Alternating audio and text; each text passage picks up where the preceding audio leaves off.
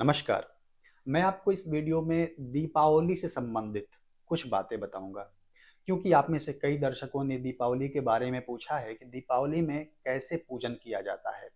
आप में से कई दर्शकों ने अलग-अलग तरह के प्रश्न पूछे हैं, जिसे मैं एक करके बताने का प्रयास करूंगा।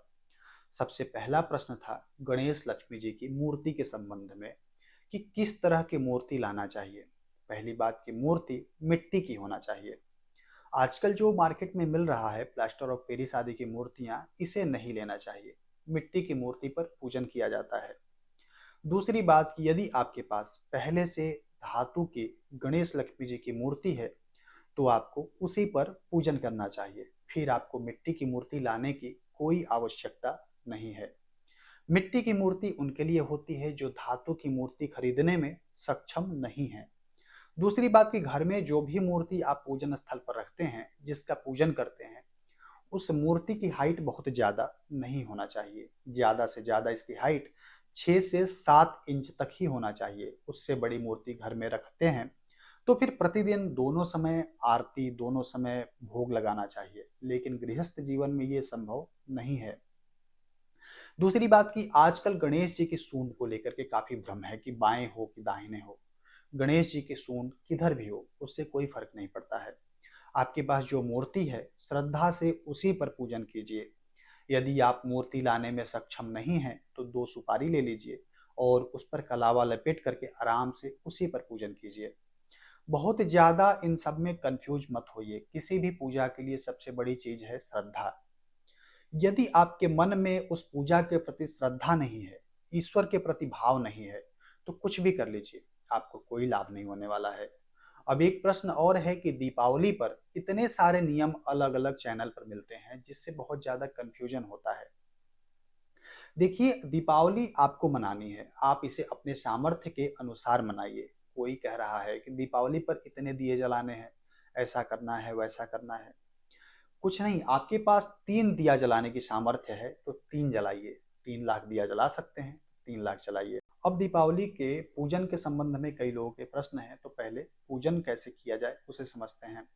तो आपके पास धातु की मूर्ति, मिट्टी की मूर्ति या फिर सुपारी जो हो उसे ले लीजिए। साथ में आपके पास कुछ पूजन सामग्री होना चाहिए, जैसे एक लोटे में जल, एक बैठने के लिए आसन, फूल, माला, दूर्वा, रोली या चंदन, धूप बत्ती, कपूर, रुई की बत्ती और घी या फिर तेल, साथ में मीठा और फल। इन सबको लेकर के बैठ जाइए और सबसे पहले आचमन कीजिए। 3 बार एक एक आचमन जल दाहिने हाथ में लेकर के पी जाइए। फिर 1 चम्मच जल से हाथ धो लीजिए। अब रोली या चंदन के पैकेट से थोड़ा चंदन निकाल करके खुद को लगा लीजिए। अब एक घी या तेल का दिया जला लीजिए और गणेश लक्ष्मी जी के आगे, लेकिन एकदम सामने नहीं, किनारे की ओर रख दीजिए और दीपक के नीचे पीला अक्षत रख दीजिए। फिर दीपक रखिए। अब हाथ धो करके हाथ में फूल ले लीजिए और माता लक्ष्मी जी और गणेश जी का ध्यान कीजिए और उनके सामने चढ़ा दीजिए इस फूल को। मूर्ति रखने की विधि ये है कि गणेश जी के दाहिने लक्ष्मी जी होंगी। अब ध्यान करने के बाद इन दोनों के ऊपर से एक एक आचमन जल 4 बार घुमा करके सामने गिरा दीजिए। यदि फर्श है तो सामने एक कटोरी रख लीजिए, जल उसी में गिराइए। यदि मिट्टी वाली जमीन है तो जल जमीन पर ही छोड़ दीजिए, जिससे जल सूख जाए। अब दोनों को चंदन लगाइए। फिर लक्ष्मी जी के चरणों में एक फूल में सिंदूर लगा करके रख दीजिए। अब यदि आप स्त्री हैं तो सिंदूर उनको लक्ष्मी जी को लगा दीजिए, गणेश जी को भी लगा दीजिए। अब माला हो तो दोनों को माला पहना दीजिए, नहीं तो फूल चढ़ा दीजिए। गणेश जी को दूर्वा चढ़ाइए। अब खड़े होकर के धूप दिखाइए, कपूर की आरती कीजिए और हाथ धो करके मीठा और फल चढ़ा दीजिए। अब 5 आचमनी जल दिखा करके उसी कटोरी में डाल दीजिए जिसे आपने पहले रखा है, जिसमें आपने पहले जल डाला था। अब घी या तेल का दिया जला करके खड़े हो जाइए और आरती कीजिए। आरती के बाद सभी लोग आरती लेकर के हाथ धो लीजिए। अब यदि आप श्री सूक्त का पाठ कर सकते हैं तो अपने सामर्थ्य के अनुसार भी श्री सूक्त का पाठ कीजिए। 1, 5, 7 या फिर 11 की संख्या में इसे पाठ कीजिए। गणेश अथर्व शीर्ष का पाठ कर सकते हैं तो इसे भी कीजिए। यदि ये दोनों आप नहीं कर सकते हैं, यानी कि संस्कृत नहीं पढ़ सकते हैं, तो एक मंत्र का जप करिए। मंत्र है ओम गंगणपतये नमः और एक और मंत्र है ओम श्री महालक्ष्मी नमः। इन दोनों मंत्रों को एक एक करके 5-5 या 10-10 मिनट जप कीजिए, मन में ही जप करना है। अब हाथ में फूल लेकर के गणेश जी और माता लक्ष्मी जी की प्रार्थना कीजिए। अब आसन के नीचे जल एक आचमनी डालिए और उसे अपने माथे पर लगा लीजिए। ये हुआ एक सामान्य पूजन जो आप घर में करते हैं, और विधि से पूजन करने के लिए आप अपने पंडित जी को फोन करिए और उनको बुलाइए। अब दीपावली पूजन के मुहूर्त को जान लीजिए। तो जो लोग ऑफिस या व्यापार के स्थल पर पूजन करते हैं उनके लिए मुहूर्त दिन में 9:40 से 12:22 तक लाभ वेला है।